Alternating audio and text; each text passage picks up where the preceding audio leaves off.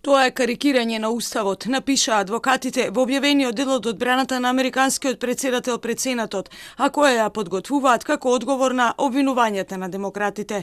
Во документот се наведува дека два члена на законот за отповикување за злоупотреба, областување и обструкција на Конгресот не представуваат прекршување за импичмент. Адвокатите тврдат дека истрагата која е фокусирана на тоа дали Трамп ги злоупотребил претседателските овластувања и барал помош од странска влада, во случајот украинската, за да го ослабне можниот ривал на претседателските избори Џо Бајден и да ги изголеми своите шанси за претседателските избори годинава, никогаш немала за цел изнаоѓање на вистината.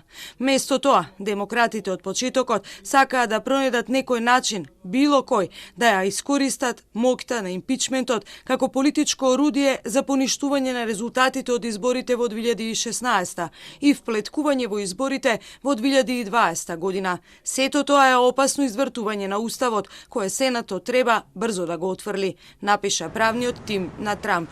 Продолжувањето на судењето на Трамп во Сенатот е закажано за неделава.